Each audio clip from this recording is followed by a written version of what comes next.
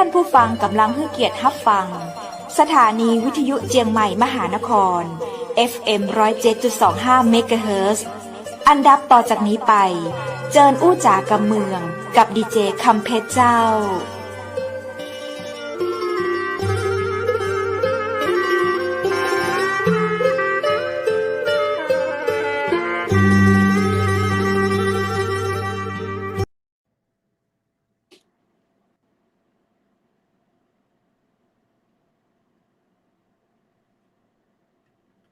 สวัสดีเจ้าสวัสดีคุณผู้ชมที่ฮักและกระเติงหา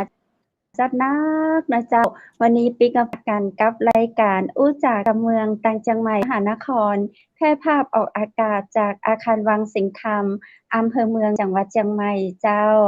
คุณผู้ชมเจ้าวันนี้เป็นวันดีจัดนักเนอเป็นวันที่1ของเดือนพฤศจิกายน2564ก่อนอื่นใดข้าเจ้าขอแสดงความยินดีกับเศรษฐีใหม่ของประเทศไทยนะเจ้าน่าจะมีหลาย10คนเนาะที่รัฐบาลเปิ้นมอบรางวัลให้รางวัลที่1ในวันนี้นะเจ้าขอแสดงความยินดีด้วยแต่จะได้คนเฮาเนาะก็จะไปหลงละเริงในสิ่งที่เฮาได้มาเหมือนกับ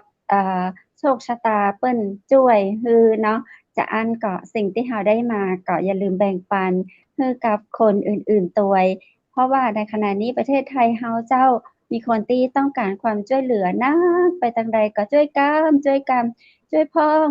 งอะเจ้าเนาะก็ช่วยเหลือกันไปนะเจ้าวันนี้เป็นเดือนใหม่วันเวลามันเบยนะเจ้าคุณผู้ชมเผลอกำเดียวสิ้นเดือนละมาวันที่1พฤศจิกายนกำเดียวแหมเดือนหน้าก็เดือนสุดท้ายของสิ้นปีจะได้เปลี่ยนปีใหม่กันแหมว่าเจ้าจะได้ก็มีสิ่งที่ดีๆเข้ามาเรื่อยๆนะเจ้ายินดีกับทุกคนทุกท่านคุณผู้ชมแหมหลายๆท่านนะเจ้าที่ติดตามทีมงานเชียงใหม่มหานครในวันนี้นั้นจะบอกว่าท่านก็ได้มีโอกาสดีนะเจ้าที่ได้มาเจอกับรายการอู้จากกำเมืองต่างเชียงใหม่มหานครเพราะวันนี้นั้นทีมงานได้รับเกียรติจากท่านที่มีความดีอยู่ในตัวนะเจ้าพร้อมที่จะแบ่งปันเพื่อกับเพื่อนร่วมโลกเนาะเปิ้นว่าคนเฮาแบ่งปันประสบการณ์แบ่งปันกำอู้กำลังใจดีๆคือกันนี้ก็สุดยอดของความแบ่งปันที่ยิ่งใหญ่เลยเจ้าวันนี้เป็นวันจันทร์แรกของเดือนนะเจ้าผู้เดือนในวันจันทร์แรกเราจะได้พบกับท่านอดีตผู้ว่าราชการจังหวัดนะเจ้านายสืบศักดิ์เอี่ยมวิจารณ์เช่นเคยเจ้าวันนี้ท่านจะมาเปิดประสบการณ์เรื่องของการปฏิบัติธรรมทำความดีเจ้ามาอู้จ่าใจกันในรายการเชิญปากับท่านสืบศักดิ์เอี่ยมวิจารณ์สวัสดีเจ้าสวัสดีครับสวัสดีเจ้าสวัสดีครับสวัสดีดีเจบูตัวเจ้าสวัสดีครับสวัสดีไม่เจอกัน3วันแต่ส่วนของผู้ว่าไม่เจอกัน1เดือนครับใช่แม่ละเจ้าบ่ได้ปาท่านผู้ว่า1เดือนหน้าตาท่านก็สดใสขึ้นเนาะตอนนี้มีแต่คนถามว่ามีความลับหยังมาดูแลตัวเองยังไงครับทำไมกลับมาดูหนุ่มขึ้นกว่าตอนทำงานเยอะเลยเนาะเจ้าเหรอบอกความลับมาหน่อยครับความลับก็ยังไงเขาเรียกอะไรอ่ะมันไม่มีความลับอะไรก็กินอาหารไทยเคล็ดลับก็กินอาหารเป็นเวลาแล้วก็นอนก็คือที่จะย้ำก็คือนอนเป็นเวลาก็คือผมนี่ก็คือ3 ทุ่มนี่ก็3 ทุ่มนี่พยายามนอนให้ได้ถ้ามันอย่างมากก็เดี๋ยวนี้มันมีอะไรมีเฟซมีไลน์ดูไปดูมาบางทีมัน5 ทุ่มก็ต้องระวังตัวอ๋อใช่ครับเจ้ากำลังเป็นเจ้าดู3 ทุ่มดูเปิดรูดไปแป๊บเดียว5 ทุ่มแล้วเจ้าในปัจจุบันเนี่ยก็คือเขาเรียกอะไรอ่ะเดี๋ยวนี้ก็คือบางทีอ่ะ2 อาทิตย์3 อาทิตย์ไม่ได้ดูทีวีเลยดูแต่โทรศัพท์เป็นงั้นไปครับคนยุคใหม่จริงเพราะฉะนั้นเนี่ยก็คือแต่ว่าก็คือเขาเรียกอะไรอ่ะคนเราเนี่ยมันจะมีความสุขได้เนี่ยมันก็อยู่ที่เขาเรียกอะไรอ่ะพอเราก็เสียณแล้วเนี่ยเราก็ต้องเขาเรียกอะไรก็ต้องปล่อยวางอ่ะคือเห็นอะไรที่เขาเรียกอะไรเห็นอะไรที่มันถูกมันต้องไม่ถูกไม่ต้องอะไรบางอย่างเราก็คือพอเราก็เสียณแล้วเราก็อีกหน้าที่หนึ่ง เพราะฉะนั้นวิธีก็คือ อย่าไปยุ่งกับงานเขา อ๋อ อย่าไปยุ่ อั ง นนี้ กับงานเขา อันนี้สำคัญมาก ก็คือ ครับ เราก็เสียแล้วก็อย่าไปยุ่งกับเขาวิธีคือจะไปยุ่งกับเขาก็ทุกข์เพราะเราก็ไปทำอะไรไม่ได้ถูกไหมเป็นวิธีก็คือเราก็ต้องมายุ่งกับเรื่องของเราว่า พอเกษียณแล้วเนี่ยเรามีอะไรที่เป็นเรียกกิจกรรมที่เรามีความสุขที่เราจะทำได้ เพราะว่ากิจกรรมที่จะมีความสุขในเกษียณเนี่ยมันก็ไม่เขาเรียกอะไรมันคือไม่จำเป็นต้องไปหาอะไรที่มันยุ่งยากมาทำก็เช่นอย่างเงี้ยเช่นซักผ้าอย่างเงี้ยนะมันก็เป็นกิจกรรมที่แค่ซักผ้าตักผ้านี่คุณก็หมดไป1 ชั่วโมงแล้วแต่ถามถ้าเราทำได้เนี่ยมันก็มันก็มีความสุขถูกไหมงั้นคนเรามีความสุขที่ว่าเราได้ทำอะไรด้วยตัวของเราเองคือเป็นการออกกำลังกายไปด้วยและสำคัญที่สุดของผู้สูงอายุคือต้องออกกำลังกายไม่งั้นเขาเรียกอะไรกล้ามเนื้ออะไรของเรามันก็จะเขาเรียกอะไรมันจะฝ่อไปเรื่อยๆผมก็จะออกกำลังกายก็จะเดินประมาณ40 นาทีถึง1 ชั่วโมงทุกวันอ๋อดีครับเดินคือเดินออกกำลังกายเหมือนใช่เดินจงกรมไหมคะเหมือนเดินออกกำลังกายกับเดินจงกรมนี้แตกต่างกันก็เจ้าแตกต่างกันที่เพราะเดินออกกำลังกายนี่ให้ร่างกายแข็งแรงเดินจงกรมนี่ให้ทำให้จิตใจแข็งแรงแต่ว่าเดินจงกรมเนี่ยมันก็จะช่วยให้ร่างกายแข็งแรงด้วยเพราะเดินจงกรมบางคนก็เดินเป็นชั่วโมงมันก็เหมือนกับเราเดินเป็นชั่วโมงจะเดินช้าเดินไวก็ออกกำลังกายบางคนเดินจนเมื่อยจนอะไรเงี้ยก็คือมันก็ได้แต่ว่าเขาเรียกว่าวัตถุประสงค์คนละอย่างแต่การออกกำลังกายวัตถุประสงค์มันก็ได้สมาธินะครับถ้าเราออกกำลังมันก็ต้องคนออกกำลังกายมันต้องมีสมาธิไม่มีสมาธิก็วิ่งไปก็หกล้มลุกไปแหละถูกไหมครับเหมือนคนเดินจงกรมก็ต้องมีสติแล้วก็ได้กำลังเหมือนกันเพราะการเดินนะมันก็ได้เหมือนกันครับเหมือนเกษียณแล้วก็คือทำร่างกายการเกษียณเนี่ยสำคัญที่สุดทำร่างกายให้แข็งแรงหาหมอให้เป็นเวลาหมอว่าเป็นนั่นเป็นนี่ก็ไปตรวจร่างกายอะไรซะอย่าทิ้งให้เป็นนั่นเป็นนี่จนทำให้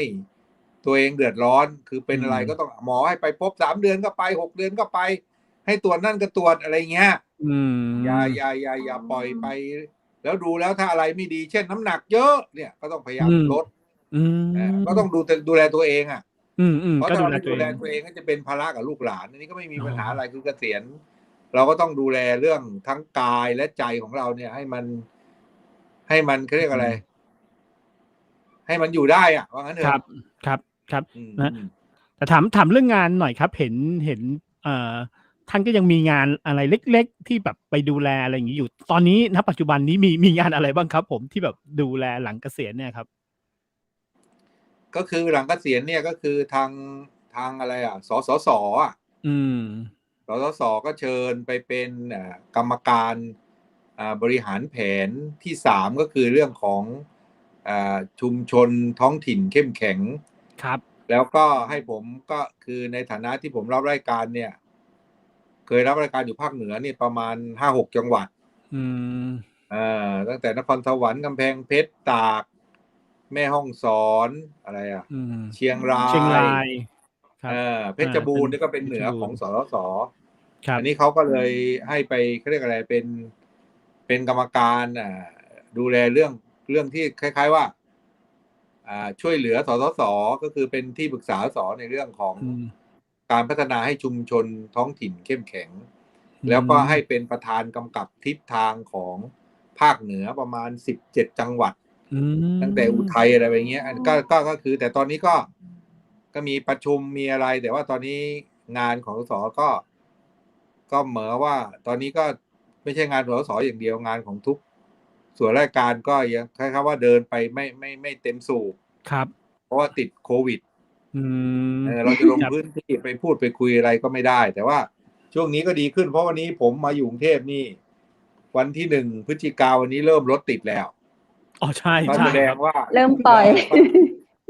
ก็แสดงว่าวันนี้โรงเรียนก็ถึงแม้โรงเรียนจะเปิดไม่เต็มแต่วันนี้ก็ถือว่าเขาเรียกอะไรก็เริ่มที่กรุงเทพก็จะกลับมาเหมือนเดิมกลับมาเป็นกรุงเทพ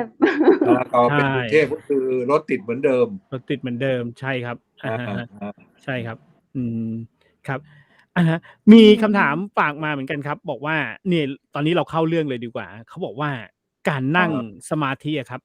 ทำให้จิตใจนิ่งได้จริง ๆ หรือไม่ครับ คือการนั่งสมาธิเนี่ย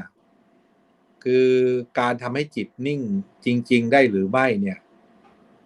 ก็คือการนั่งสมาธิเนี่ย ก็ที่เรียนมาที่ไปฝึกมานี่คือ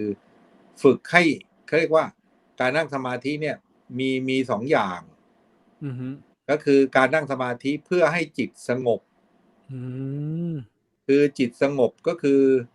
แล้วก็ความสุขอื่นยิ่งกว่าความสงบไม่มีในทางพุทธศาสนาก็สอน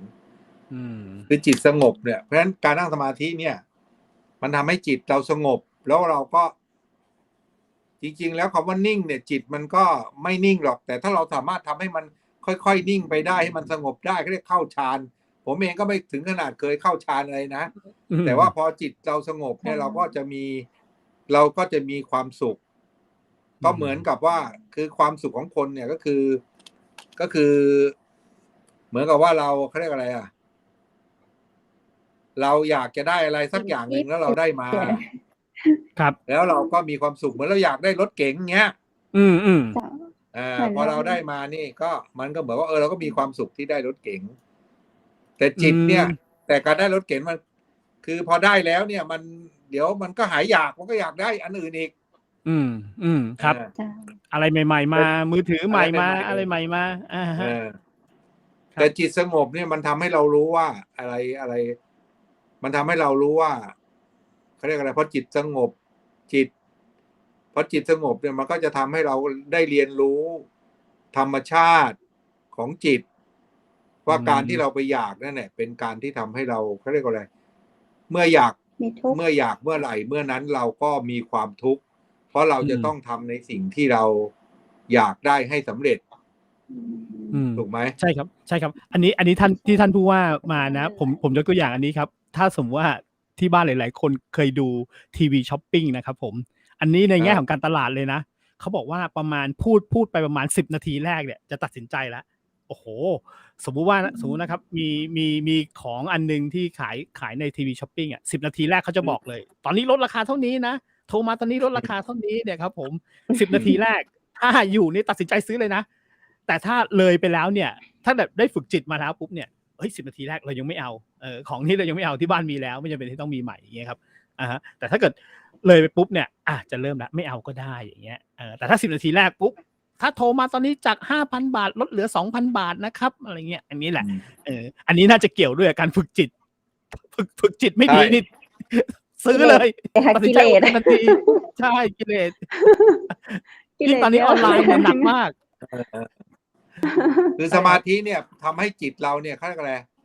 จิตเราเริ่มเรียนรู้แล้วเราก็มีพลังเป็นเราก็มีพลังที่จะเขาเรียกอะไรมีพลังที่จะเขาเรียกไม่คือไม่เป็นไปตามที่ไม่เป็นไปตามที่เราอยากทุกครั้งเนี่ยถ้าเรามันก็จะเริ่มไปทีละเล็กละน้อยมันก็ไม่เป็นไปตามที่เราอยากพอไม่เป็นไปตามเนี่ยเราก็จะมีความสุขเพราะว่าคือเมื่อไหร่ก็แล้วแต่ความสุขนี่ก็คือมันไม่มีหมดไงเพราะอยากเหมือนคนอยาก3 ล้านอยาก5 ล้านอยาก10 ล้านมันอยากไปเรื่อยเลยถูกไหมแต่ถ้าเมื่อไหร่เราฝึกจิตเราก็เริ่มความอยากเริ่มลดเราก็เริ่มเข้าใจเรื่องการแบ่งปันการให้อะไรเงี้ยเราก็จะมีความสุขเราก็ไม่ได้ซีเรียสเรื่องที่ว่าจะต้องเขาเรียกอะไรจะต้องอยากไปทุกเรื่องจะต้องมีไปทุกเรื่องจะต้องต้องมีไปทุกเรื่องมันไม่ใช่แต่ปัจจุบันคนเนี่ยไม่เคยฝึกพอไม่ฝึกก็คืออยากมีนั่นอยากมีนี่ไปทุกเรื่องคือจริงๆไอ้การอยากในสิ่งที่จำเป็นเช่นอาหารเครื่องนุ่งห่มที่อยู่อาศัยยารักษาโรคเนี่ยมันเป็นสิ่งจำเป็นในชีวิตเนี่ยไอ้นี้มันก็คือมันก็เหมือนกับว่าเราก็ตอบสนองคือร่างกายมันต้องการถูกไหมเราก็ให้ร่างกายเขาอยู่ได้อันนี้ก็ถือว่ามันก็เป็นความอยากไหมมันก็เป็นแต่มันจำเป็นนะครับมันก็ต้องมันจำเป็นแต่ว่ามันก็ไม่ควรอยากในสิ่งที่ไม่จำเป็นแต่ปัจจุบันเนี่ยคนที่มีทุกข์เพราะอยากในสิ่งที่ไม่จำเป็นมากเกินไปครับนะใช่ครับคุณเพชรครับอันนี้ผมเล่าให้ฟังนิดนึงท่านผู้ว่าเคยคุยกับผมอยู่ช่วงหนึ่งท่านบอกว่าตอนนั้นเนี่ยของมันเต็มไปหมดเลย เสื้อผ้ามันเต็มไปหมดเลย สุดท้ายท่านผู้ว่าลองเล่า เจ้า ช่วงนั้นให้ฟังหน่อยที่บอกว่า พอเสื้อผ้ามันเยอะมากบอกลูกน้องเลยมาเอาไปนู่นนี่ คือจริงๆแล้วชีวิตตอนเนี้ยอย่างที่บอกว่าสังคมเมืองนอกกำลังนิยมในเรื่องของการ minimalist มาก minimalist คือไม่ต้องเยอะ อ๋อ น้อยๆ เจ้า แล้วก็แบ่งปันอย่างเงี้ยครับผมท่านว่าตอนนั้นบริจาคอันนั้นไงครับ ที่ยังจำได้อยู่ไหมครับที่บริจาคเสื้อผ้าให้ลูกน้องไปหลายๆอย่างเลย คืออย่างนี้ตอนนั้นเนี่ยเราก็คืออย่างนี้คือพอเราปฏิบัติธรรมเราก็เข้าใจว่า อืม ชีวิตคนเราไม่จำเป็นจะต้องมีอะไรเยอะแยะ แล้วก็วันนั้น อืม ไปฟังพระองค์หนึ่งที่บอกว่า ปีใหม่ต้องดีกว่าปีเก่า อืม ไปอ่านหนังสือธรรมะของพระอาจารย์อะไรจำชื่อไม่ได้เพราะฉะนั้นปีใหม่นี่เราก็ต้องตั้งใจทำอะไรที่ดีกว่าปีเก่า อย่างน้อยให้ได้สักปีละอย่างเหมือนปีเนี้ย อืม เนี่ยจะปีใหม่แล้วเนี่ยก็ลองคิดที่ว่าชีวิตเราเนี่ยจะมีอะไรที่ เราต้องตั้งใจทำอะไรที่ปีหน้าจะทำอะไรให้ดีกว่าปีเดิม ไม่งั้นชีวิตมันก็ไปเรื่อยๆไง จ้ะ ผมก็คราวนี้ปีหน้าเราจะทำอะไรดี ผมก็ดูแล้วเนี่ยของเราก็มีอาหารเครื่องนุ่งห่มที่อยู่อาศัยรักษาโรคเราก็อยากโน่นอยากนี่ซื้อนั่นซื้อนี่ ผมก็เลยตั้งใจว่า เอาอย่างนี้ปีนี้เนี่ย จะไม่ซื้อเสื้อผ้าเลยทั้งปี ตอนนั้นจำได้ว่าไปเป็นในอำเภอแม่เสลียงนี่แหละไปอยู่ที่แม่เสลียงนี่แหละ เจ้า ผมก็ตั้งใจเลยว่าจะไม่ซื้อเสื้อผ้าทั้งปี เพราะว่าและอย่างหนึ่งก็ไปอ่านหนังสือของญี่ปุ่นมินิมัลลิสต์ที่ท่านวุฒิว่าเนี่ย ครับ ว่า เจ้า เขาก็มีความสุขที่คือบ้านก็ไม่รกมันก็ดูสะอาด เพราะว่าคือ เจ้า อันเนี้ยมันประกอบด้วยหลายอย่างเหมือนกับ คือเหมือนกับเราไปโรงแรมถูกไหม อืม ไปนอนโรงแรมเนี่ยมันก็ดูโล่งแล้วนอนแล้วมันดูมีความสุขไหม หลับ น่านอน สบาย เพราะมันไม่มีอะไรเลยถูกไหม อืม หัวเตียงไม่มีอะไรเลย เจ้า ตู้ก็ไม่มีอะไรเลย ก็มีเสื้อผ้าเราอยู่สามแล้วนอนมันมีความสุขไหมแต่บ้านเราเนี่ยดูซ้ายอะไรก็ไม่รู้ขวาอะไรก็ไม่รู้ นอนแบบดูมันรกรุงรังไปทั้งบ้านเลยอย่างเงี้ยถูกเปล่า ครับ เรางั้นเราก็จะเริ่มทดลองเรื่องเสื้อผ้าดู ก็เลยไม่ซื้ออะไรเลยทั้งปี เชื่อไหมว่าทำได้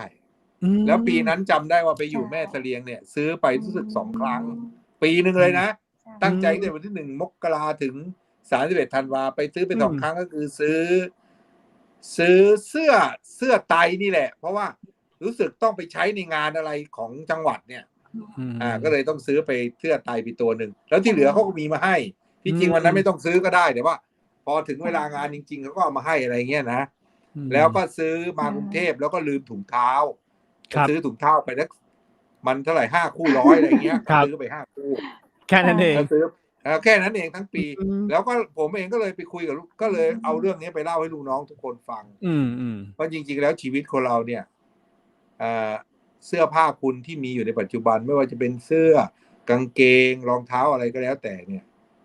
คุณลองเอาออกไปเนี่ยจากบ้านคุณเนี่ยครึ่งหนึ่งเลยผมท้าเลยว่าออกไปจากครึ่งหนึ่งเลยเนี่ยคุณก็สามารถอยู่ได้โดยไม่ต้องซื้ออะไรได้เวลาถึง5 ปีเลยผมพูดอย่างนี้เลยนะ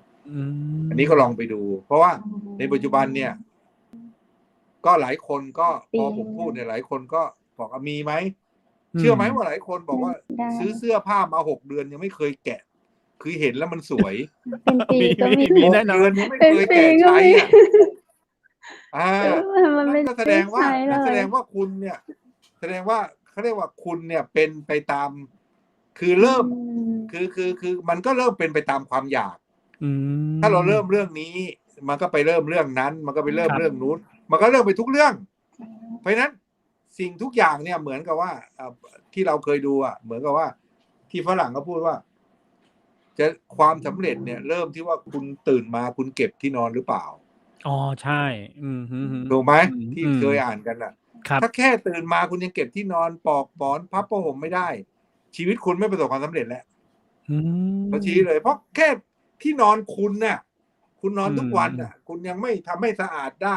คุณยังเก็บไม่เป็นแล้วชีวิตคุณจะรอดไหมท่านผู้ว่าคะคือเก็บเป็นแต่ทีนี้คือถ้าเราทำแล้วก็คนอื่นจะตกงานนะคะ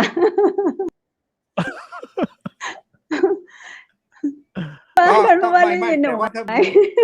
คืออย่างกรณีอย่างหนูอย่างเงี้ยค่ะถ้าหนูเนี่ยคนอื่นจะตกงานทันทีอย่างเงี้ยค่ะ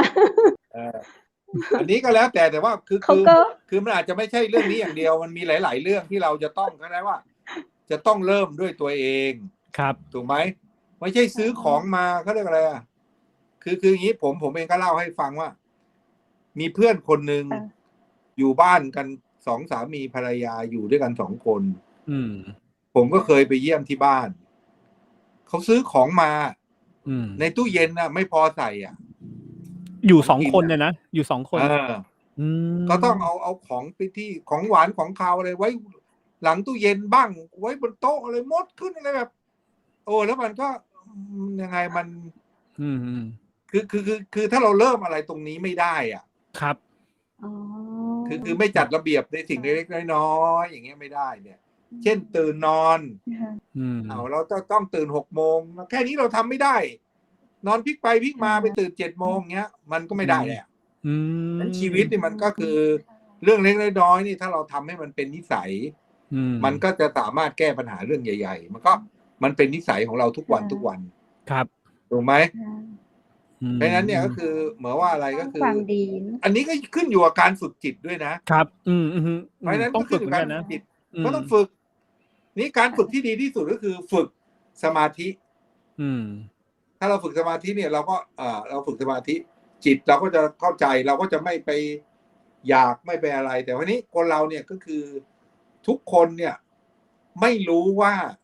การฝึกสมาธิมันดีอย่างไรจึงไม่ไปฝึกแต่เมื่อไหร่ก็แล้วแต่ว่าคนที่เขาเคยฝึก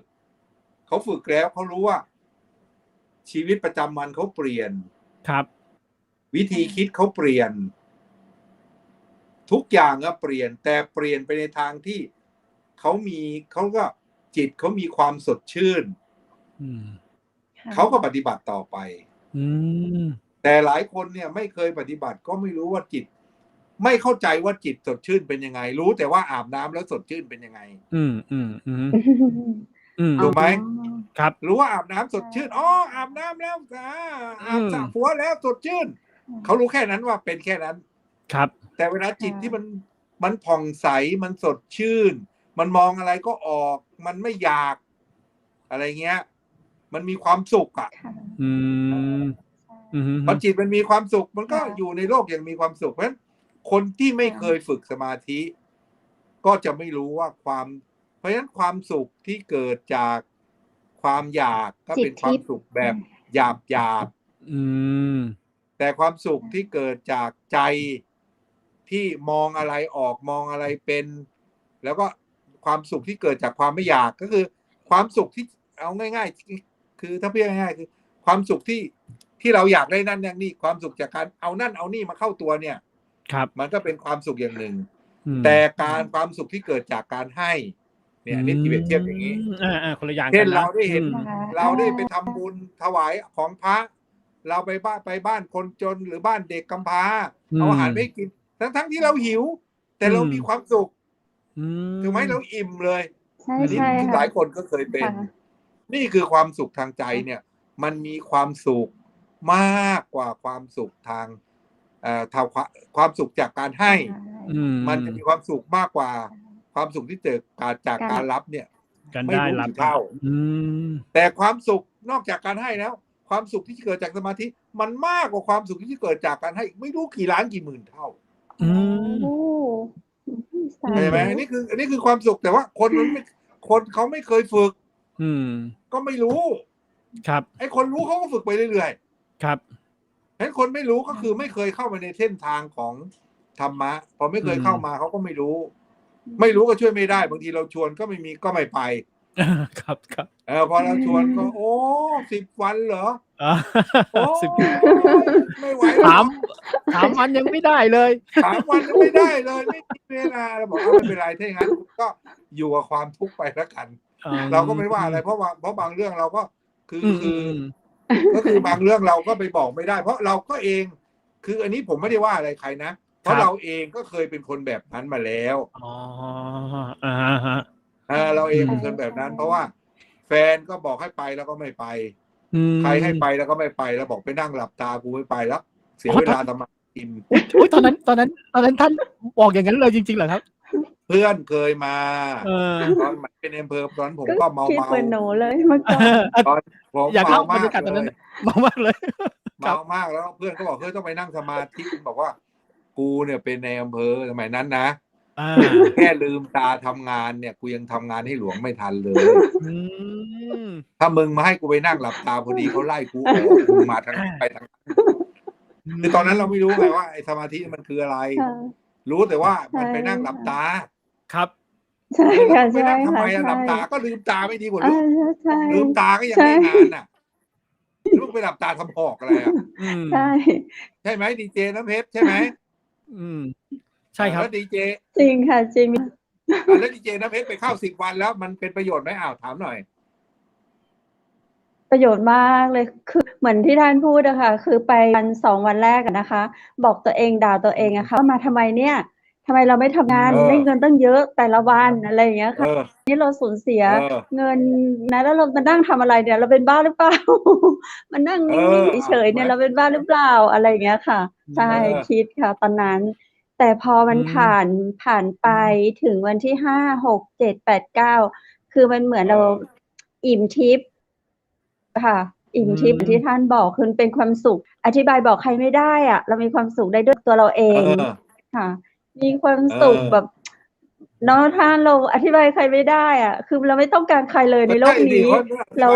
รามีความสุขอ่ะค่ะเรามีความสุขแบบตัวรู้สึกว่าสวยมากแบบไม่ต้องไม่อยากให้ใครมาแตะต้องไม่อยากให้ใครมาอยู่ใกล้เราอะไรอย่างนี้ค่ะ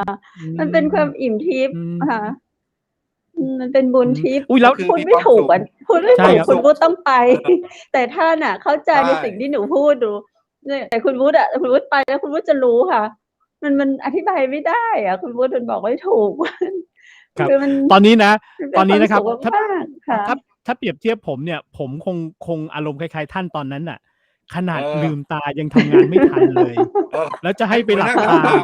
โอ้โหลูกค้าตายพอดีใช่ไหมลูกค้าคงแบบว่าด่ากระฉูดตามหลังมาเลยนั่นอยากฟังท่านตอนนั้นเลยอ่ะแล้วทำไมจุดหักดิบถึงแบบปุ๊บไปเลยอย่างเงี้ยถ้าตอนนั้นใช้ระยะเวลานานไหมครับคืออย่างนี้จุดหักดิบก็คือมันไม่มีจุดหักดิบก็คือยังคิดอยู่อย่างนั้นน่ะประมาณหลังจากนั้นก็ยังไม่ได้ปฏิบัติธรรมก็หลายปีนะโอ้ก็ยังหลายปีอยู่เนาะมาจุดหักดิบก็คือไปเป็นตอนนั้นรู้สึกจะที่พาดาบเพื่อนในตอนเป็นในอำเภอแถวกำแพงเพชรครับแต่ตอนหลังนี่ย้ายมาอยู่ราชบุรีก็จุดหักเหก็คือจุดหักเหเนี่ยมันไม่ใช่อยู่เหนะมันมีหลายมุมหลายแง่จุดหักเหก็คือไปเป็นในอำเภอที่ราชบุรีเนี่ยแล้วก็มีวัดหลวงพ่อสดซึ่งเดี๋ยวนี้เจ้าวาดท่านจะเสียไปแล้วแล้วในนั้นมันจะมีที่นั่งสมาธิติดแอร์แล้วอยู่กลางน้ำครับโอ้อย่างสวยอย่างอยากจะลองนั่งสมาธิเขาให้นั่งก็ไปลองดูแต่ว่าไปลองแล้วไปนั่งตบยุงกลางศาลาอะไรไม่เอาก็มีแอร์ด้วยสบายเลยคือให้นั่งสมาธิแล้วก็ยุงกัดอะไรเงี้ยนะร้อนก็ร้อนเงี้ยกูไม่เอากูไม่นั่งนะในใจผมนะก็ไปลองนั่งมันก็ดีนะมันก็เริ่มดีมันก็ดีดีว่าอันนั้นคือครั้งแรกเลยอันนั้นคือครั้งแรกเลยคือก่อนนั้นก็คืออาจจะกี่วันได้ค่ะครั้งแรกก็ได้เลยเหรอคะนิ่งเลยก็ไปมันไม่ใช่ได้เลยก็ไปบ่อยๆนะไปเป็นคือแบบว่าว่างคือเย็นไม่มีงานไปไหนก็แวะไปอย่างเงี้ยก็พาภรรยาไปด้วยก็ไปนั่งสมาธิกันแต่คราวนี้มันมีจุดหักเหก็คือ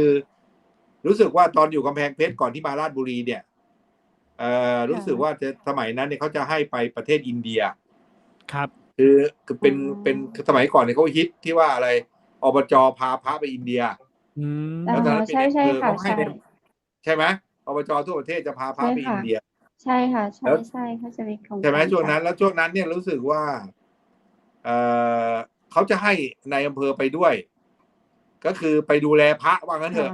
ครับก็มีเจ้าคณะจังหวัดเจ้าคณะอำเภอรองเจ้าคณะอำเภออย่างเงี้ยเราก็ไปดูแลพระเราก็ไปที่ก็ครั้งแรกที่ลงที่ต้นพระศรีมหาโพธิ์ที่ค่อยไปดูแล้วคนนี้เราก็ไปเห็นคนทิเบตที่ว่าไหว้แบบนอนเหมือนกบที่เขาแล้วก็เดินไหว้แบบนอนไหว้อะไรเงี้ยนะเราเห็นคนศรีลังกาแก่ๆเลยนะนั่งรถบัสก็เดินง้อแก๊กมาแล้วก็มาไหว้ต้นโพคือพอเห็น คือไม่ได้เห็นต้นโพแล้วมีความสุขนะเห็นคนที่มาแบบมืดฟ้ามัวไม่รู้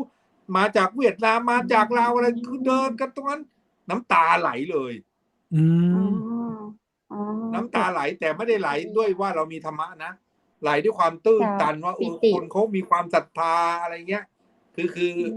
หลังจากนั้นก็พอกลับมาก็มาซื้อหนังสือท่านพุทธทาสอ่านหมดเกือบหมดเลย อ๋อ แล้วก็มีหนังสืออันหนึ่งที่สะกิดใจมากแล้วก็ทำให้เปลี่ยนก็คือน่าจะเป็นหนังสือของท่านพุทธทาสนี่แหละ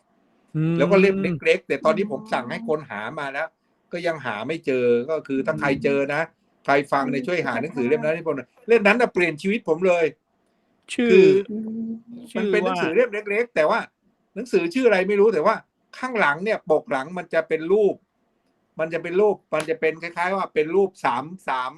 มันจะเป็นเหมือนกระดาษ A4 แต่แบ่งเป็น3ช่องบนก็เหนือกำแล้วก็กำขาวกำดำก็มีคนกำลังฟาดฆ่าฟันกันอยากจะเอาไอ้นี่อยากจะเอาไอ้นั่นอีกคนก็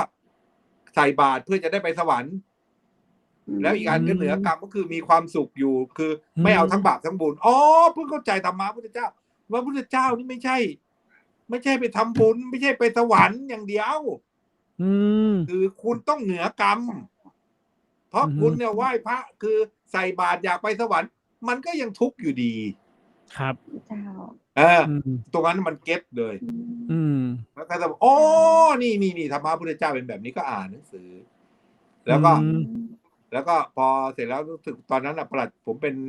ป็นในอำเภอซ้ำซากอยู่10 กว่าปีแล้วก็ตอนนั้นก็ตอนเป็นในอำเภอที่ราชบุรีก็ไม่ได้เป็นนักทีก็เลยเขาบอกมาเฮิร์ตมากชีวิตคือเหมือนว่าเราเองก็ไม่ได้ทำอะไรผิดอะไรเงี้ยนะแต่คนอื่นเขาก็ไปหมดแล้ว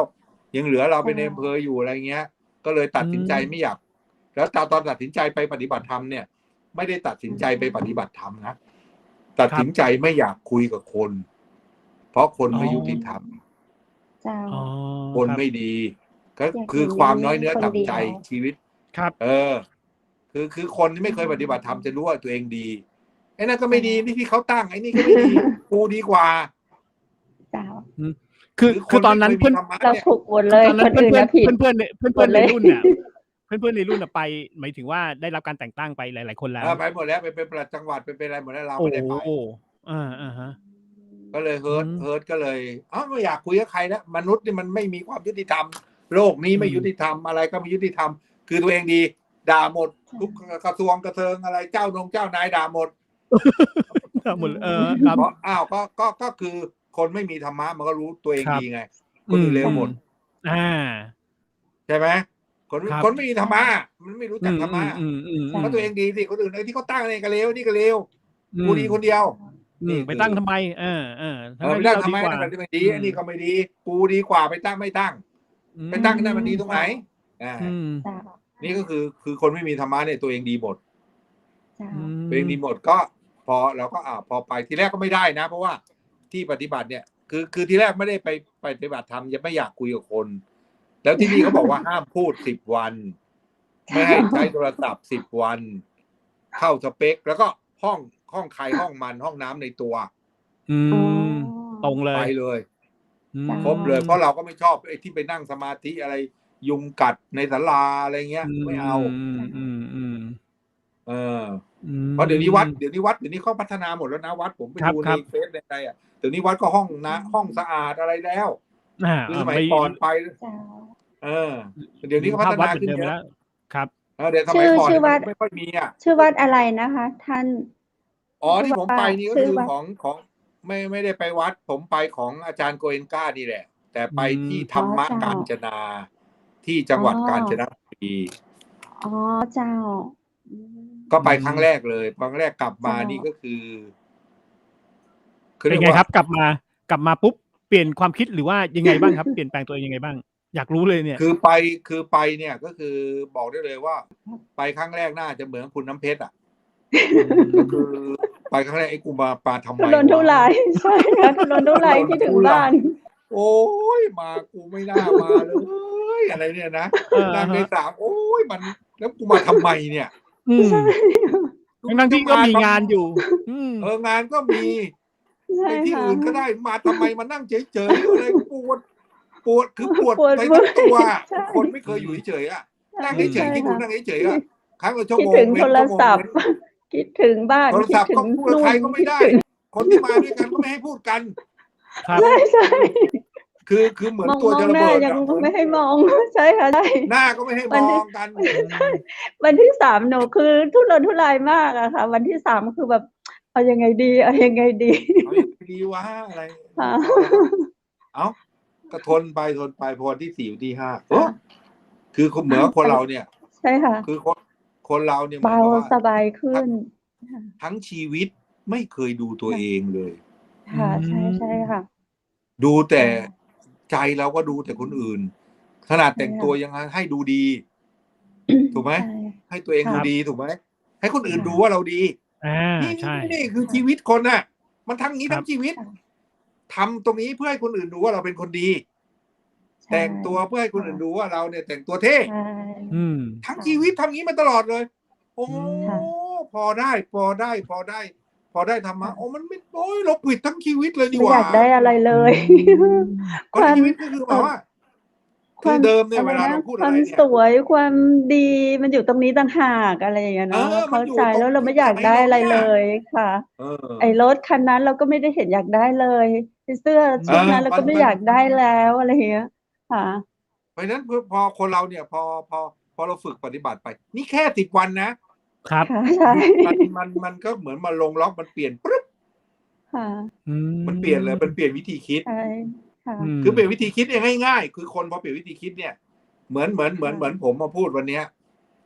ถ้า ค่ะ ผมไม่เป็น ใน คนมีธรรมะ จะพูดเพื่ออะไรรู้ ค่ ไหม ะ วันนี้เพื่อนพูด เดี๋ยววันนี้ต้องพูดยังไงก็ได้ ให้กูดัง อา ใช่ค อ๋ รั อ บ ใช่ ใช่ไหม ใช่ กู อื ต้อง ม ดัง เดี๋ยวต้องพูดให้มันเข้าประเด็นจั๊บเข้าไปเลยนะ อืม ต้องเตรียมจั๊บ อย่างงั้นนะ ใช่ แต่ ค่ะ พอ ใช่ เรามีธรรมะ เราไม่ได้พูดให้ดัง ใช่ค่ะ ใช่ ใช เรา ่ พู ค่ ด ะ ให้คนอื่น พู ได้ ด ป ทุ ร ก ะ ค โย รั้งให้ ช ค น์ นอื่นเข้าใจ ค่ะ แล้วก็อย่างน้อยก็ ค่ะ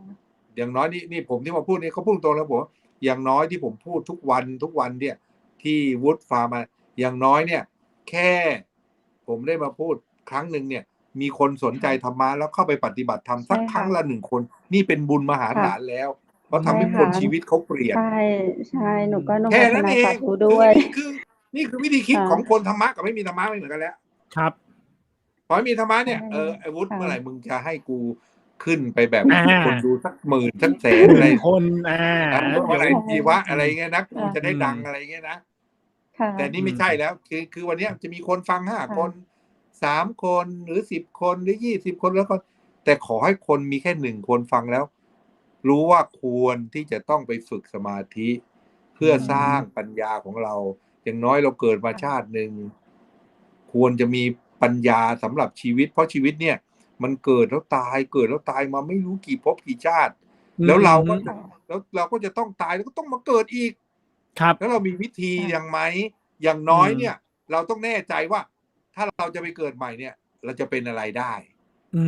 ค่ะ ม แล้วถ้าเราไม่ฝึกอะไรเลย เราจะไม่รู้อะไรเลย แล้วมืดมนอนตการ ไม่รู้ว่าจะไปเป็นอะไรเลย แต่ถ้าเราฝึก ค่ะ เราจะรู้ตัวเลย ครับ ใช่ ถูกไหม อย่างน้อยเรารู้ว่า เมื่อไหร่ก็แล้วแต่ที่เรามีศีล 5 ครบ เป็นหลักประกันว่าชาติหน้าได้เป็นมนุษย์ เนี่ยเรารู้แล้ว อื เราก็ต้อง ม ใช่ ก็ต้องรักษา พยายามประคับประคอง ถูกไหม แล้วใจ ครั เรา บ ก็มีความสุข อืม ถูกไหม แล้วเราก็ อื ไม่ อฮึ มี ใช่ คือเมื่อไหร่ก็แล้วแต่ที่เรามีศีล 5 ชีวิตนี้ไม่มีเรื่องกับใครเลยทั้งโลกนี้ อืม อือฮึ แล้วมัน อื มีความ ม สุขไหม เอาง่าย ๆ อืม ครับ มีความ ใส ชุ่ ไหม? ใช่ครับ คุณวุฒิ อือฮึ มีคำถามถึงผู้ว่าใช่ไหมคะ? อ๋อ สี่ เดี๋ยว ข้อ เดี๋ยว 4 ใช่ไหมคะ? ก่อนที่จะไปถามข้อ 4 เดี๋ยวผมถามนิดหนึ่งก่อนครับ ช่วง พอ ได้ ช่วง ค่ ที่กลับมาจากตรงนั้นน่ะ ครั้งแรกของการไปปฏิบัติธรรม 10 วันนะครับ อืม ช่วงนั้นกลับมาเนี่ย เปลี่ยนวิธีคิด โอ้โฮ ไม่ได้คิดแบบเดิมแล้ว ใช่ อันนั้นเปลี่ยน ๆ วิธี เออ คิดยังไงครับผม? อยากฟังประสบการณ์ช่วงนั้นเหมือนกัน ครับ เอา ได้ นี้ เป็น เล่า นาย เรื่ อำ อง เภ ห อ นึ่ง เลย เล่าเรื่องหนึ่ง ตอนนั้นตอนเป็นนายอำเภอ เปลี่ยนวิธีคิดหมายความว่าไง ก็คือเดิมเนี่ยก่อนไปปฏิบัติธรรมเนี่ย อา มีลูกน้องผู้หญิงอยู่คนหนึ่ง มาสาย อืม ชอบมาสายทุกวัน มา 9 โมง อะไรเงี้ย ก็เราก็คือ คราวนี้เราเป็นนายอำเภอมันก็ยุ่งอะเนาะ ก็บอกเดี๋ยว ค่ะ เดี๋ยวจะจัดการไอ้คนนี้เสียหน่อย กูมาอำเภอทีไรเห็นแม่งมา 9 โมงทุกที เดี๋ยวมีเรื่อง อืม กดเลยกดขึ้น โกรธ เลย เลย คือคนเราเนี่ยคือมันจะทำไมกูทำได้ กูเป็นในอำเภอเนี่ยกูก็ยุ่งมีงานที่กูยังมาได้ตรงเวลา แล้วมึงมาได้ทำไม ถูกไหมไม่ได้แค่เป็นเจ้าหน้าที่ แค่นี้มึงก็มาตรงเวลาไม่ได้ มึงจะไปทำมามึงจะไปทำมาหาพูดภาษาชาวบ้านมึงจะไปทำมาหากินอะไรได้อะไรเงี้ยนะก็คืออย่างนี้เราก็ต้องสั่งสอนว่างั้นเถอะให้มันรู้ว่าอย่างเงี้ยแต่ว่าพอเราไปปฏิบัติธรรมเนี่ยตอนก่อนปฏิบัติธรรมเนี่ยเราคิดอยู่ไอ้เรื่องนี้มานานแล้วแต่พอปฏิบัติธรรมกลับมาเนี่ยความคิดพอคนความคิดมันเปลี่ยนเนี่ยวิธีคิดเปลี่ยนวิธีคิดเปลี่ยนก็เลยผมก็เลยบอกก็เรียกปลัดอำเภอมาบอกว่าไปดูซิยายคนเนี้ยผมก็จำชื่อไม่ได้แล้วไปดูซิว่ามันทำไมมาขายทุกวันก็คือใจมันก็เริ่มหาเหตุผลก่อนครับคือมนุษย์เนี่ยเดิมเนี่ยถ้าไม่ปฏิบัติธรรมมันไม่มีเหตุผลมันไปตามอารมณ์อารมณ์เลยว่าเขาต้องคือมึงต้องอย่างนี้มึงต้องทำไปกับความคิดของเราเป็นความคิดของเราคือมันจะไม่มีเหตุผลแต่พอเราปฏิบัติธรรมเรามีเหตุผลแล้วก็บอกเอาไปดูซิว่ามันทำไมมาสายไปดูแล้วเนี่ยพ่อติดเตียงผัวทิ้งมีลูกเล็กท่านเคยคุยเช้าก็ต้องทำอาหารให้พ่อแล้วก็ไปส่งลูกไปโรงเรียนแล้วถึงจะมาทำงานได้แล้วชีวิตก็บ้านก็แบบชีวิตก็แบบฟังลูกน้องมาเล่าเนี่ยผมน้ำตาจะไหลไม่น่าโกรธมันเลยอะไรเงี้ยนะแต่ว่าอันนี้คือราชการถูกไหมมันต้องมีวิธีแก้ครับใช่ป่ะจะปล่อยอย่างนี้ไม่ได้เพราะราชการเขาบอก8:30เรื่องมา9 โมงอย่างนี้ไม่ได้แล้วคนอื่นถ้าผมปล่อยให้คนอื่นมันก็ไม่คนอื่นมันก็ทำตามจะทำไงทำตามใช่ไหมล่ะก็คนอื่นก็ทำตามก็เอางี้บอกว่าเอางี้ผมก็คุยเลยแล้วก็บอกกับทุกคนเลยว่าคนนี้เขามีปัญหาอย่างนี้เราก็ยกเว้นให้เขาแต่ว่าบอกเขาเลยว่าแต่ยังไงก็แล้วแต่คุณต้องขอร้องนะว่าตอนเย็นคุณไปรับลูกส่งลูกไงคุณก็ต้องกลับมาทำงานให้เวลามันพอกับที่คุณไม่มาตอนเช้าได้ไหมชดเชยคุณก็ต้องชดเชยแต่ว่าถ้าไม่มีอะไรก็คุณก็ไปได้ตอนเย็นแต่ว่าคุณก็ต้องมาให้คนก็รู้ว่าเราเนี่ยทำผิดนะที่มาสายมันก็แก้ปัญหาวิธีคิดคือคนเนี่ยเขาเรียกว่าพอวิธีคิดเปลี่ยนวิธีแก้ปัญหาเปลี่ยนเนี่ยโลกมันสดใสไหมทุกอย่างมันจะเริ่มคือเดิมเนี่ยที่คนที่ไม่เคยปฏิบัติธรรมเนี่ยมันจะมีโลกของความมันจะมืดมนเพราะอะไรมันจะคิด2 อย่างว่าไอ้นี่ถูกไอ้นี่ผิดไอ้นี่ดีไอ้นี่เลวถูกไหมแต่พอเราปฏิบัติธรรมเนี่ยเราเขาเรียกว่ามันจะความคิดที่เป็นบวกทำให้ทุกอย่างวินเนี่ยได้เพิ่มมากขึ้นแค่นี้ก็ได้ประโยชน์แล้วในการปฏิบัติธรรมครับใช่ครับอย่างนี้ดีกว่าครับจริงๆแล้วเตรียมหลายคำถามมามากเลยแต่เวลาเดี๋ยวมันจะนี่นะผมมีอันนึงเลยที่แบบคนถามผมว่าแบบให้ฝากมาถามผู้ว่าด้วยครับอย่างที่บอกว่าสมัยเนี้ยคนเป็นโรคซึมเศร้ากันเยอะมากผมว่าถามข้อนี้ดีกว่าคนเป็นโรคซึมเศร้ากันเยอะมากเลยครับจะมีวิธีแนะนำเขายังไงดีหรือแบบการนั่งสมาธิมันจะช่วยได้ไหมในขณะที่โอ้โหยังเศร้ากับการเป็นโรคซึมเศร้าอยู่เลยหรือตัวเลขมันเยอะมากไม่รู้เป็นอะไรตัวเลขซึมเศร้าเยอะเหลือเกินอันนี้รู้สึกจะเคยคุยกับท่านวุฒิออกรายการมาแล้วรอบนึงนะก็คือโรคซึมเศร้าเนี่ยมันมี2 อย่างเท่าที่ผมรู้อันนี้คือก่อนอื่นเนี่ยการเป็นโรคซึมเศร้าเนี่ยต้องไปหาหมอก่อนครับเพราะว่าโรคซึมเศร้าเนี่ยเท่าที่ฟังเนี่ยมันจะมี2 แบบก็คือซึมเศร้าเพราะจิตกับซึมเศร้าเพราะกายมันมี2 อย่างนะซึมเศร้าเพราะจิตกับซึมเศร้าเพราะกายซึมเศร้าเพราะกายก็คือปลายสมองมันมีปัญหาอันนี้กินยาหายปลายสมองมีปัญหากินยาหายแต่ถ้าซึมเศร้าเพราะจิตเนี่ยก็คือถ้าซึมเศร้าเพราะจิตเนี่ยก็ต้องไปหานักจิตวิทยา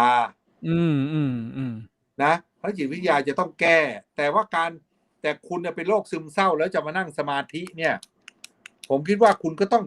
คือการนั่งสมาธิเนี่ยมันก็จะต้องเป็นคนที่เขาเรียกว่าคนที่มีสมองเต็มมานะ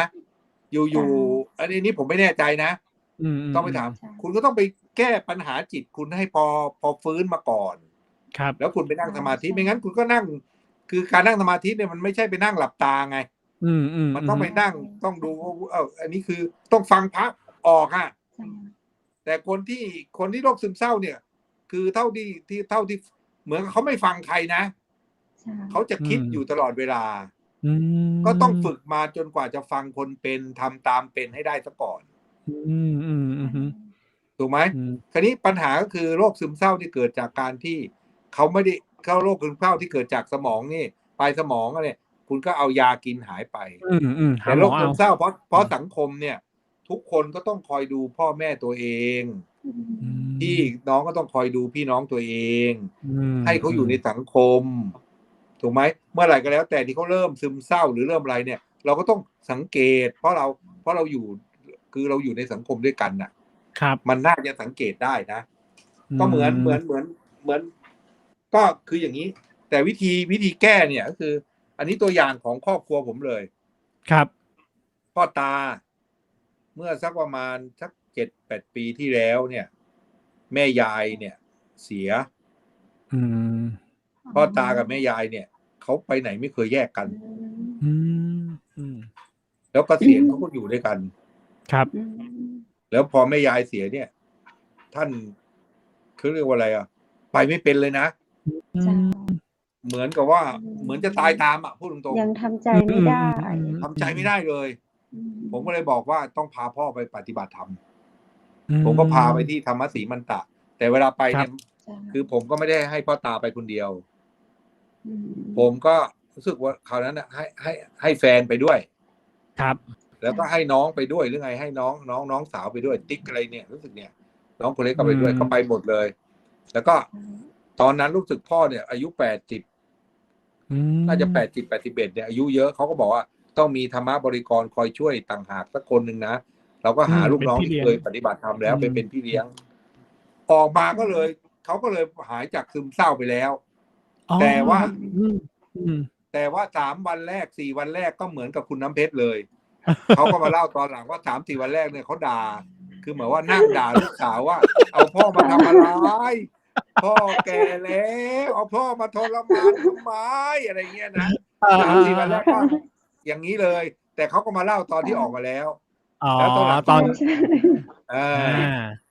แต่ว่าตอน3-4 วันแรกก็คือคนจะปฏิบัติธรรมมันเหมือนกับว่าคือคนเราเนี่ยจิตคนเนี่ยไม่เคยอยู่นิ่งพอให้มันอยู่นิ่งมันอยู่ไม่ได้เหมือนคนเนี่ยพูดทุกวันเนี่ยอยู่ๆบอกหยุดพูดไป3 วันแค่นี้มันก็จะตายพูดลองดิเปลี่ยนเลยนะแล้วแบบเป็นดีเจเป็นนักจัดรายการด้วยอะไรอย่างเงี้ยจู่ๆแล้วอยู่บอกไม่ได้พูดเลยค่ะแต่ว่าถ้าเราไม่ฝึกอย่างนี้เนี่ยมันก็ดูจิตไม่ได้พัฒนาจิตไม่ได้เพราะพัฒนาจิตคือจิตเนี่ยจะพัฒนาได้จะทำสมาธิได้ก็คือสร้างความสงบให้จิตสร้างความสงบยังไงเพราะปัจจุบันคนเราเนี่ยมันคือมันคิดอะไรแล้วมันก็ใช้อารมณ์ครับแต่เมื่อเราไปฝึกเราก็จะเริ่มฝึกด้วยการใช้สมองไม่ใช่คือเรียกว่าใช้พัฒนาจิตไม่ได้ใช้แต่อารมณ์ปัจจุบันมนุษย์ที่โลกมันวุ่นวายเพราะอะไรเพราะมันไม่ได้ฝึกสมาธิพอไม่ฝึกสมาธิมันทำทุกอย่างตามอยากตามอารมณ์ที่มันรู้สึกมันมีอารมณ์โกรธก็ไปยิงเขามีอารมณ์เกลียดก็ไปฆ่าเขาแต่เมื่อไหร่ก็แล้วแต่เราฝึกไอ้นี่มันเป็นความโกรธพอเรารู้ว่าเป็นความโกรธก็หายไปแต่ปัจจุบันคนเราไม่รู้ว่าความโกรธคือสิ่งที่ต้องเกิดขึ้นเมื่อโกรธก็ต้องทำอย่างนี้เมื่อเกลียดก็ต้องอย่างนี้เพราะมันไม่เคยฝึกแต่เมื่อไหร่ฝึกนี่ความโกรธมันมาแล้วเราเห็นแล้วมันก็หายไปความเกลียดไปเกลียดทำไมมันกับเราไม่เกิน100 ปีก็ตายเหมือนกันไปเกลียดมันทำไมจบแค่นั้นเองใช่เปล่าครับใช่เพราะฉะนั้นมันก็ต้องฝึกไงเหมือนความรักก็เหมือนกันไปหลงคนนั้นคนนี้มึงกับกูก็ตายเหมือนกันน่ะใช่ครับไปหลงทำไมมันอยากไปก็ไปจะไปไหนก็ช่างมันครับใช่ไหมพอคิดได้ชีวิตก็มีความสุขแต่ปัจจุบันเนี่ยทุกคนเป็นโรคซึมเศร้าเป็นโรคนั่นเป็นโรคนี่เพราะอะไรเพราะไม่เคยฝึกจิตไม่เคยฝึกคิดให้เป็นไม่เคยมองโลกตามความเป็นจริงพระพุทธเจ้าสอนแล้วฝึกจิต พื่อมองโลกตามความเป็นจริง ทุกอย่างมันก็เปลี่ยนแปลงไปทุกอย่าง ไม่มีหรอกสมบัติ100 ล้านแล้วมันจะมีสมบัติ100 ล้านมันก็เปลี่ยนไปของคนนั้น พอเราตายก็เป็นของคนนี้ไอ้นั่นก็เป็นของคนนั้นไอ้นี่เป็นของคนนี้ ไม่มีอะไรเป็นของเรา มีอะไรในชีวิตที่เป็นของเราทั้งชีวิตมีไหม ครับ ไม่มีเลย ไม่มีตายสลึงก็ไปไม่ได้ จิตใจเราอย่างเดียว จิต เพราะฉะนั้น จิตเรายังจำไม่ได้เลยเนาะถ้าเราตายแล้วเจ้า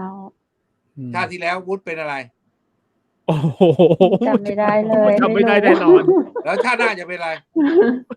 ถ้ามันเลือกได้นะ น่าจะดีกว่านี้ เลือกไม่ได้ชาติหน้าแต่เลือกที่จะมีความสุขในชีวิตนี้ได้ไหม ในชีวิตปัจจุบันนี้ มีเลือกได้ไหมเลือกได้แล้วมีวิธีไหมมี รู้วิธี มีแล้วทำไมไม่ฝึก จะปล่อยให้ความรู้สึกมันครอบงำตัวเองทั้งชีวิตเหรอนี่เขาเรียกว่ามืดมามืดไปครับแต่ว่าอะไรก็แล้วแต่ที่เราเนี่ยเอาเขาเรียกว่า เราฝึกเพื่อให้รู้ความจริงทำให้จิตสดใสได้ เราก็มืดมาสว่างไปจบ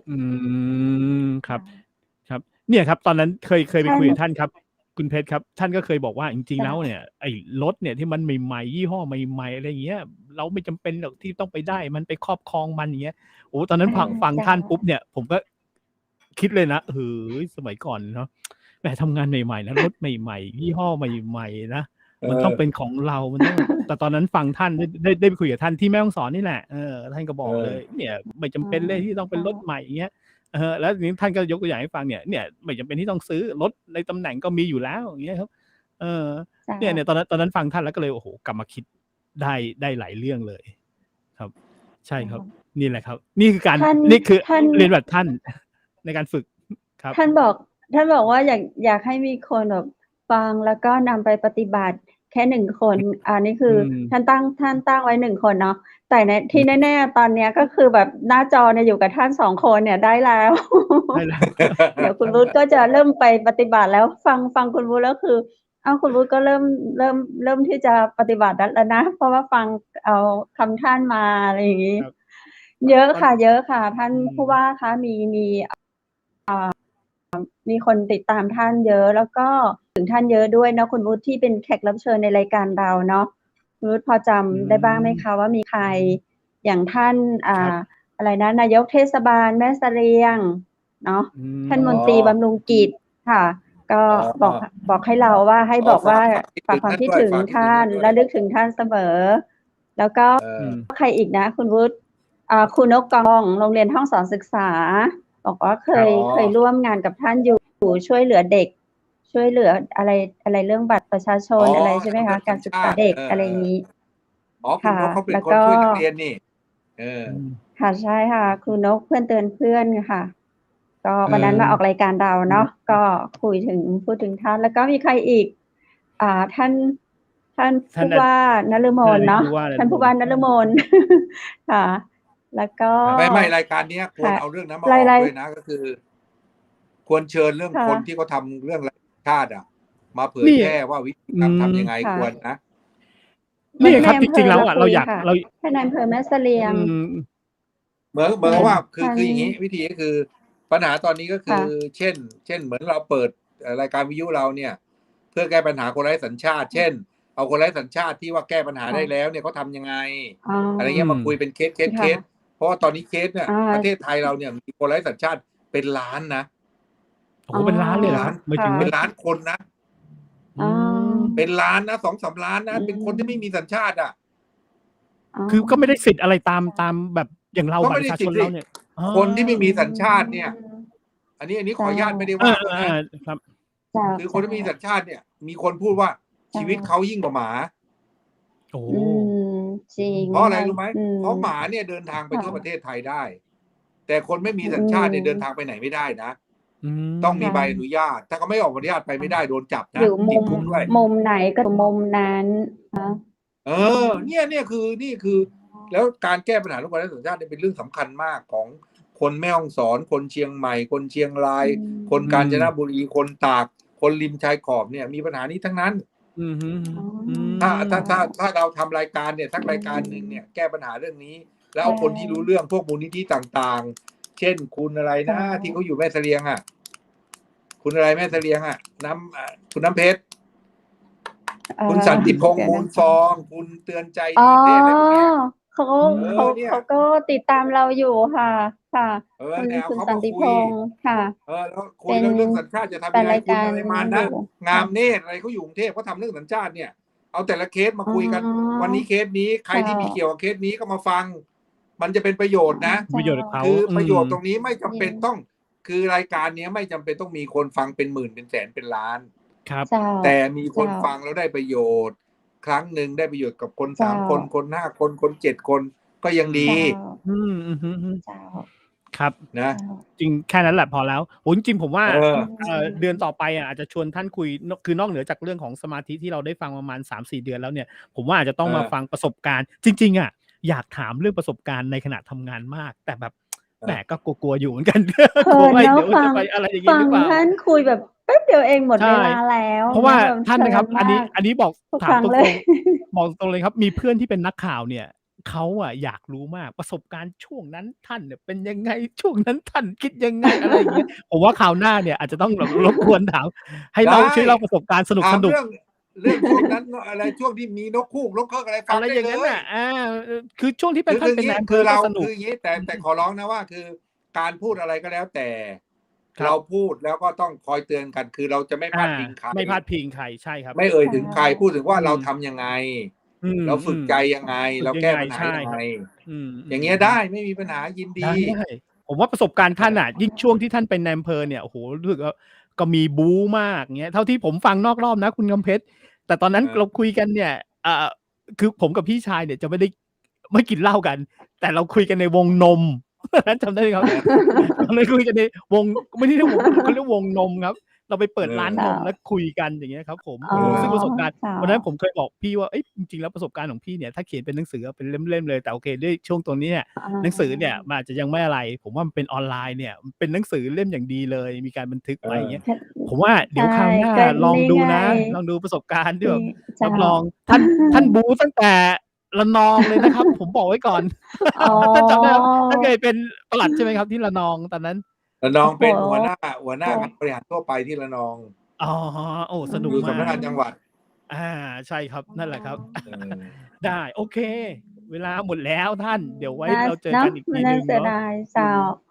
วันนี้ต้องกราบขอบพระคุณท่านเป็นอย่างสูงเลยสวัสดีครับขอบคุณมากครับขอบคุณมากครับได้แนะนำชี้แนวทางให้กับทางรายการเราตัวเนาะขอบพระคุณเจ้าขอบคุณครับวันจันทร์เดือนหน้าปะกับท่านแหมครับเจ้าคุณผู้ชมข้าเจ้าขอกราบขอบพระคุณท่านสืบศักดิ์เอี่ยมวิจารณ์ก็นะเจ้าท่านมีสาระดีๆเต็มเลยนะเจ้าใน1 ชั่วโมงเนาะมาอู้จ๋ากะเฮามาแบ่งปันเจ้าเล่าประสบการณ์เรื่องราวเหล่านี้เจ้าคนเฮาทุกคนเนาะย่อมมีประสบการณ์ที่แตกต่างกันหลายคำถามที่ฝากเข้ามาก็จะทยอยถามท่านให้กันแล้วกันนะเจ้าแล้วก็วันนี้ถ้าบ่ได้เอ่ยถึงท่านใดที่ฝากความคิดถึงท่านสืบศักดิ์เอี่ยมวิจารณ์ข้าเจ้าและดีเจบูธก็ขอสุมาเตยนะเจ้าคือได้แห่งคนหนึ่งมีดีเจดอยหรือว่าคุณมิ่งขวัญนะเจ้าตานรักษาเนาะอันนี้ที่เป็นดีเจประจำสถานีวิทยุแห่งประเทศไทยนะเจ้าเปิ้นก็เกษียณละที่เปิ้นก็ฝากความคิดถึงท่านอยู่เสมอแล้วก็มีหลายๆท่านนะเจ้าวันนี้บ่ได้จดชื่อไว้มันนักขนาดเจ้าถ้าเอ่ยชื่อตึงหมดก็ถ้าจะหมด1 ชั่วโมงพอดีนะเนาะอะไรก็ต้องกราบขออภัยสำหรับท่านที่ฝากความคิดถึงมาเนาะข้าเจ้าได้บอกต่อเดี๋ยวข้าเจ้าจะบอกต่อหลังไมค์ให้แหมก็ได้นะเจ้าคุณผู้ชมวันนี้หมดเวลาแล้วจะได้ก็ตามนะเจ้าได้อู้ได้จากันในเรื่องของธรรมะสมาธิการดูแลร่างกายแล้วก็การดูแลจิตใจนะเจ้า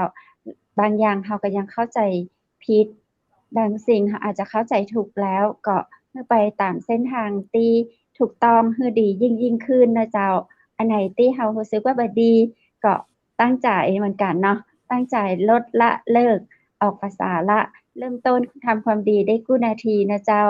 วันนี้ข้าเจ้ามีข่าวต่างวัด วัดถ้ำพระนะเจ้าฝากงานตวยขอเชิญร่วมเป็นเจ้าภาพทำบุญทอดกฐินสามัคคีนะเจ้าในวันอาทิตย์ที่7 พฤศจิกายนที่วัดถ้ำพระหรือว่าวัดถ้ำเงาอำเภอแม่เสลียงจังหวัดแม่ฮ่องสอนเจ้าซึ่งในงานก็จะมีการมอบพระเชียงแสนสิงห์1 องค์นะเจ้าก็เรียนเชิญพุทธศาสนิกชนทุกคนทุกท่านนะเจ้าร่วมทำบุญใจกันจะได้ข้าเจ้าก็ขออนุโมทนาสาธุกับทุกท่านได้ร่วมงานบุญทุกงานบุญนะเจ้าในช่วงเทศกาลทอดกฐินในปีนี้นะเจ้าอาจจะบอกคึกคักเหมือนกู้ปีเนาะแล้วฝากประชาสัมพันธ์ตัวนะเจ้าว่าวัดไหนที่ยังบ่มีเจ้าภาพทอดกฐินเจ้าเมื่อแจ้งได้ที่ธนาคารออมสินโดยผู้จัดการคุณแหม่มธนาคารออมสินสาขาแม่เสลียงแจ้งมาฝากประชาสัมพันธ์ถึงวัดต่างๆที่ยังมีเจ้าภาพทอดกฐินนะเจ้าสามารถแจ้งไปได้ที่ธนาคารออมสินสาขาอำเภอแม่เสลียงเจ้าและวันนี้ทีมงานเชียงใหม่มหานครก็ขอขอบคุณสปอนเซอร์ใจดีนะเจ้าวันนี้ก็มีสปอนเซอร์คอนเฟกผสมผักกรอบนะเจ้าคอนเฟกคำว่าคอนเฟกนี้เราจะชอบกินกับนมกินเป็นอาหารเจ้าเนาะส่วนมากจะเป็นของฝรั่งแต่บัดเดี๋ยวนี้เป็นของไทยเลยนะเจ้าเปิ้นผลิตเปิ้นทำโดยคนไทยน้ำผักกรอบน้ำพักผลไม้เจ้าเป็นออร์แกนิกของประเทศไทยไร้สารเคมีนะเจ้าแล้วก็ปรุงความหวานด้วยน้ำผึ้งอันนี้จะบ่มีน้ำตาลบ่มีชูรสนะเจ้าปรุงหวานด้วยน้ำผึ้งขนมเป็นขนมก็ได้เป็นอาหารก็ได้นะเจ้าละอ่อนกินได้คนใหญ่กินได้ป้าอุ้ยแม่อุ้ยก็กินได้นะเจ้ากรอบแท้ลามเจ้าเป็นผักกรอบที่มีประโยชน์ละอ่อนกินได้นะเจ้าบ่ทำให้อ้วนเนาะดูแลสุขภาพเขาได้ดีจัดจำหน่ายทั้งปีกและส่งนะเจ้าติดต่อสอบถามรายละเอียดได้นะเจ้าเปิ้นก็หาเข้ามาเป็นสปอนเซอร์ให้เฮาเนาะในวันนี้วันแรกท่านใดสนใจก็สอบถามได้นะเจ้าที่เบอร์โทรศัพท์0856163199 เปิ้นบริการส่งทั่วประเทศไทยตัวยนะเจ้าตึงราคาปลีกตึงราคาส่งเจ้ามีรูปขึ้นตัวยอยู่ข้างนี้เนี่ยจ้ะอันนี้คือขนมผักนี่เนาะกินเล่นได้นะเจ้าแล้วก็หรือว่าจะทานเป็นอาหารเช้ากับนมอย่างอีได้หมดเนาะแล้วขอบคุณทางอำเภอแม่เสลียงนะเจ้าโรงแรมเปิดบริการตลอด24 ชั่วโมงติดต่อสอบถามรายละเอียดห้อง621-444ขอบคุณชุดพิธีกรหญิงจากร้านผ้าพื้นเมืองชุดไทยใหญ่อำเภอแม่เสลียงเจ้าสอบถามรายละเอียดเพิ่มเติมได้ที่0625บ้านนะเจ้า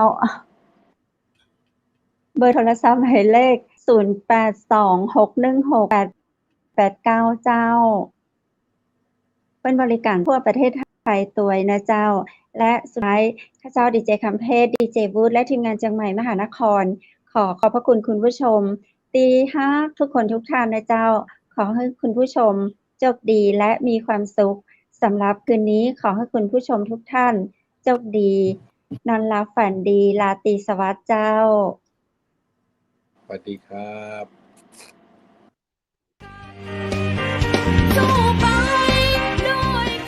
สถานีวิทยุเจียงใหม่มหานคร 107.25 เมกะเฮิรตซ์ขอแสดงความห่วงใยและเป็นกำลังใจให้ทุกท่านในช่วงการระบาดของโรคโควิด -19 ในครั้งนี้เพื่อลดความเสี่ยงควรสวมหน้ากากอนามัยทุกครั้ง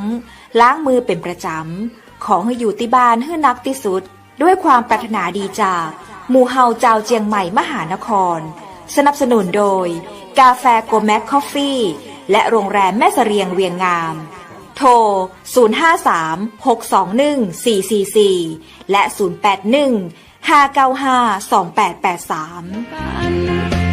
081-595-2883